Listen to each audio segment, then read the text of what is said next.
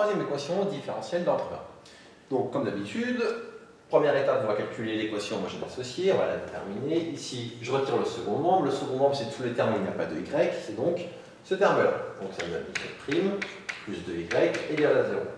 Les solutions d'équation homogène associée se calculent alors directement dans cette formule qui est, c'est exponentielle de moins primitive de ce qu'il y a devant y. Ici, devant y, j'ai un 2, du coup ça va être primitive de 2, ici, enfin, moins primitive de 2. Ça fait ici, c fois exponentielle, moins 2x. Les solutions de l'équation de départ, qui s'appelle ici 3, sont donc de la forme f de x égale y0 plus y1, où y0, je vais le calculer, et y1, c'est une solution particulière de 3 que l'on cherche sous la forme. On va utiliser la méthode de la variation de la constante. Ça consiste à regarder y0 et à faire varier la constante c. Ma constante c, je la transforme en c fois x, et le exponentiel moins 2x, je le laisse calculer.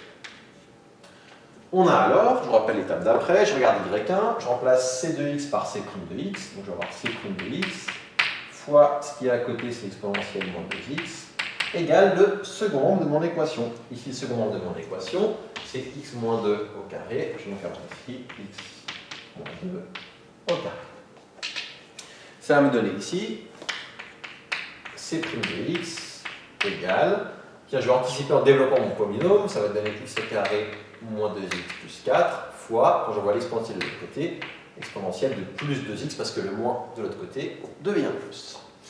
Je dois donc calculer le primitif de... pardon, j'ai fait une petite bêtise, je me rends compte, le double produit, donc x au carré, moins double produit, ça va donner moins 4x, bien évidemment, et plus 4. Je reprends, donc là on doit calculer une primitive de cette fonction. Cette fonction, c'est un polynôme fois un exponentiel. Pour calculer la primitive d'un polynôme fois un exponentiel, on sait faire en faisant intégration par partie. Donc on va déjà écrire ça. Voilà, c de x, c'est une primitive de ça. Donc j'utilise la notation primitive habituelle, x carré moins 4x plus 4, exponentielle de x dx. Comme on l'a dit, on va se sortir grâce à une intégration par partie, ou plutôt pas une, mais deux intégrations par partie, parce que mon polynôme est degré 2. Et dans ces IPP, je vais choisir de dériver le polynôme pour diminuer son degré. C'est pour ça qu'il faudra en faire 2, parce que pour que le degré devienne 0 et qu'on ait une constante. Donc lui, on va l'appeler u, lui, on va l'appeler v', et c'est parti.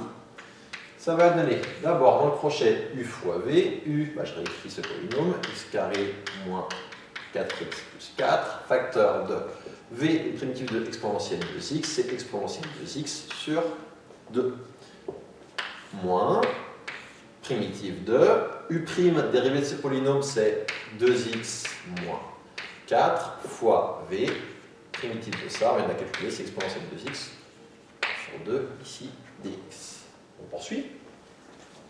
On peut retirer les crochets ici de cette première IPP, qui viennent de la première IPP. Donc le crochet, je retire parce que c'est un calcul de primitive. Hop. Attention, ça fait un 2. Moins, comme je vais faire une IPP, je mets une grande parenthèse. Et pareil, je redérive mon polynôme que j'appelle u. Je vais intégrer l'exponentielle que j'appelle donc v'. Dans le crochet, on va avoir u fois v. U, c'est 2x moins 4. Fois v, ça va donner du exponentiel 2x sur 4. Quand je simplifie ici, on trouve l'exponentiel 2x sur 4. Moins primitive de dérivée de 2x moins 4, ça va donner 2. Et primitive de ça, c'est exponentiel 2x sur 4. On poursuit le calcul. Ça donne du x au carré moins 4x plus 4. Facteur de l'exponentielle 2x sur 2, moins. Alors, on va pouvoir simplifier ici. Je vois que si je divise par 2, il va me rester du x moins 2, il va me rester du exponentielle 2x sur 2. Je répète, quand j'ai simplifié par 2, il me reste du x moins 2, quand j'ai divisé par 2, il me reste l'exponentielle 2x sur 2. Moins et moins, ça va donner plus, attention, d'où la grande parenthèse, on va bien penser à distribuer le moins partout. Donc moins et moins, ça va donner plus. Et je vais avoir, allez, je vais simplifier après, 2 fois primitive de l'exponentielle 2x sur 4, ça va donner exponentielle 2x sur 8. Exponentielle, 2 sur 8, je peux simplifier en exponentielle 2x sur 4. Bon, on l'a presque fini, mais on va quand même simplifier un peu. On peut factoriser par exponentielle 2x sur 2, d'ailleurs. Faisons-le. Si on factorise par exponentielle 2x sur 2, facteur de x au carré moins 4x plus 4.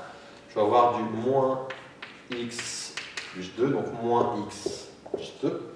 Je vais avoir du plus 1 demi, parce que comme j'ai factorisé par exponentielle de 2x sur 2, il me reste un facteur 1 demi ici. On va à nouveau simplifier ça. Ça fait exponentielle 2x sur 2, facteur de x au carré. Là j'ai moins 4x moins x, ça fait du moins 5x. 4 et 2, ça me donnait 6. 6 plus 1 demi, ça me donnait du 13 demi. J'ai donc calculé ici ces 2x, il m'a souhaité à conclure. Donc, on peut dire que y1x, je rappelle que y1x est ici, et qu'il vaut c de x fois exponentielle moins 2x. Donc j'écris d'abord c de x. c de x exponentielle 2x sur 2, facteur de x au carré moins 5x plus 4 demi, fois exponentielle de moins 2x qui était ici. Les exponentielles se simplifient, tac, tac, et je trouve donc au final que y1, ça vaut, parce qu'on laisse le x carré, le demi en facteur, on va développer le demi, x carré sur 2, moins 5 demi x plus 13 quarts. Et une fois qu'on a y1, bon, on l'a fini, il n'y a plus qu'à conclure. Au final,